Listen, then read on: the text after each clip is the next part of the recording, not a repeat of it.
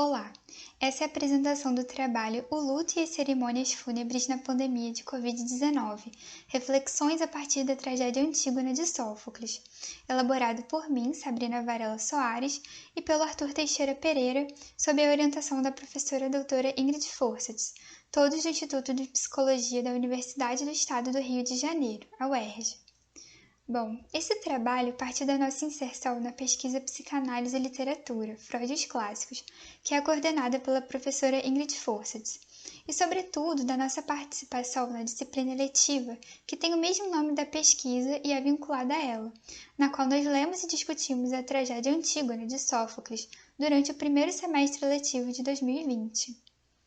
A partir de elementos dessa tragédia, o trabalho tem como objetivo investigar o impacto das restrições impostas às cerimônias fúnebres decorrentes da pandemia de Covid-19 e os seus efeitos sobre o trabalho psíquico do luto, conforme este é compreendido pela psicanálise.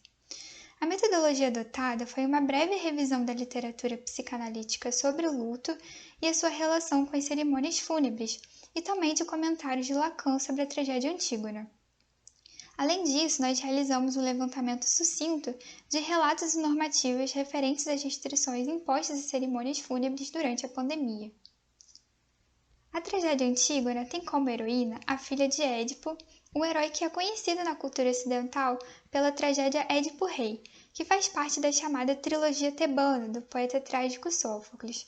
Essa trilogia é composta pelas tragédias Édipo-Rei, Édipo em Colono e Antígona. E de acordo com essa trilogia, sem saber, Édipo assassina seu pai e se casa com a sua mãe, Jocasta.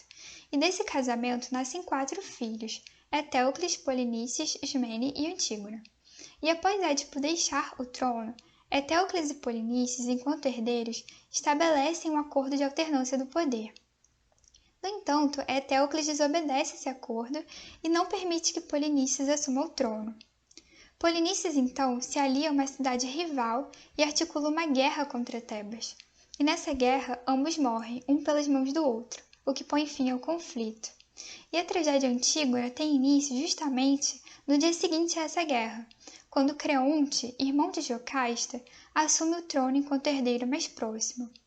E ao assumi-lo, Creonte proclama um decreto proibindo o sepultamento do corpo de Polinices, cuja transgressão acarretaria uma pena de morte. E como justificativa, ele alega que Polinices teria morrido lutando contra sua cidade, enquanto Etéocles teria morrido lutando em sua defesa. Portanto, apenas Etéocles teria direito a um sepultamento digno. Antígona, porém, não permite que o corpo do seu irmão fique exposto sem ao menos lhe conceder as honras fúnebres. Então, sem hesitar, ela efetua as honras fúnebres ao corpo do irmão, e assim é condenada à morte por emparedamento, ou seja, é mantida presa em uma caverna com uma quantidade insuficiente de alimentos para sua sobrevivência. O helenista Vernon aponta que para os gregos, as cerimônias fúnebres permitiam que o morto fosse para o mundo dos mortos, desaparecendo para sempre do mundo dos vivos, no qual ele já não tinha mais lugar. É a partir disso que o morto poderia revestir a forma de uma presença na memória dos vivos. E é justamente isso que o decreto de Creonte impede que seja feito em relação a Polinices. Em Luto e Melancolia, Freud caracteriza o luto como uma reação à perda de uma pessoa querida ou de uma abstração que esteja no lugar dela, como a pátria, a liberdade, um ideal, entre outros. Se trata de uma reação à prova de realidade que indica que o objeto amado não existe mais. E isso ocorre gradualmente, com grande dispêndio de tempo e de libido, que é a energia psíquica. Freud aponta que é difícil compreender o caráter doloroso que caracteriza esse processo e como, de certa forma, ele se resolve. Ele chega a afirmar, em um trabalho anterior intitulado A Transitoriedade, que o luto é um enigma para o psicólogo. Mas aponta como é curioso não tomarmos esse processo como algo patológico, mas sim natural e necessário.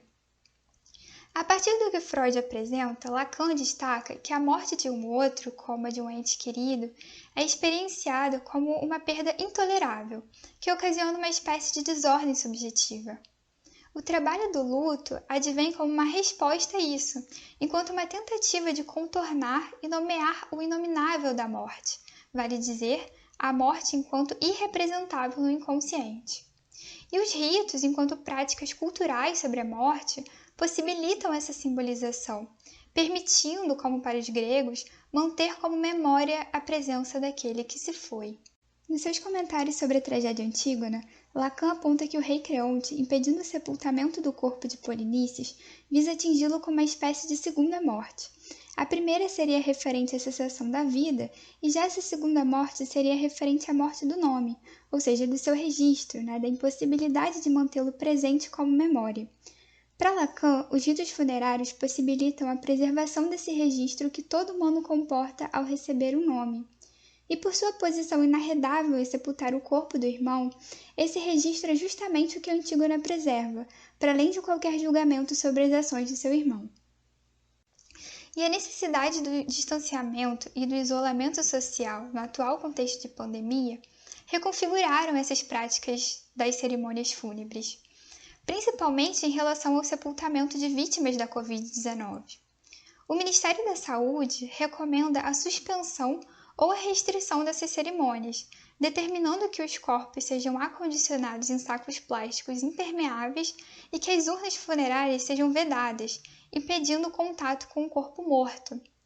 Essas restrições acarretam consequências ao trabalho psíquico do luto, enquanto simbolização da perda de um ente querido, conforme apontam os relatos recolhidos por Dantas Azevedo, Vieira, Cortes, Federman, Cuco e Cassorla de 2020. Nesses relatos, há a experiência da dificuldade em acreditar que a morte do familiar de fato ocorreu, a sensação de um ritual incompleto, dúvidas sobre estar realmente sepultando o corpo do familiar, a frustração de não poder oferecer um sepultamento digno. E desses relatos, nós destacamos dois. O primeiro diz: minha mãe morreu e eu estava aqui internada, também por Covid. Não teve velório, missa de sétimo dia, nada. Fica uma coisa de ouvir dizer, parece que não é realidade. E o segundo diz: essa doença é tão horrível, porque não pode visitar, não pode ver, não pode falar. Um carinho, um abraço nessas horas, isso faz muita falta. Mas essa doença tira até isso. É muito triste não poder tocar, não poder ver. 33 dias no hospital sem poder ver, e quando sai dentro de um caixão e você ainda não pode ver. Essa doença é a pior do mundo porque você não pode se despedir. Assim, não apenas pela restrição das visitas às vítimas de Covid-19, mas pela impossibilidade de realizar um sepultamento digno, de atender ao último pedido, estar próximo uma última vez e compartilhar o sofrimento com os demais familiares e amigos, é como se não houvesse lugar para a despedida, para a simbolização dessa irrupção penosa da morte. Nós concluímos que a relevância das cerimônias fúnebres diante da perda de um ente querido foi tratada pelo poeta trágico Sófocles na tragédia Antígona, ao representar como a heroína não admite deixar o corpo do seu irmão sem o sepultamento. A dimensão intolerável dessa experiência exige que esses ritos sejam realizados como parte daquilo que Freud considera como sendo o trabalho do luto, pois permitem a simbolização da penosa experiência da perda de um ente querido e a preservação de sua memória.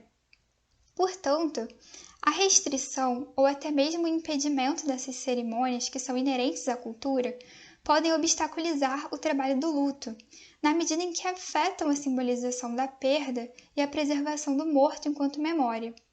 E como consequência para o sujeito, pode deixar a sensação de uma despedida incompleta, de incerteza sobre a realidade da morte, além de um prolongamento do luto. Assim, a suspensão ou limitação dessas cerimônias e o impedimento do contato com o corpo do morto, como nas restrições recomendadas pelo Ministério da Saúde, inviabilizam uma despedida digna daquele que partiu e o compartilhamento do sofrimento entre os seus próximos, afetando o trabalho do luto. Então é isso, e nós agradecemos pela atenção.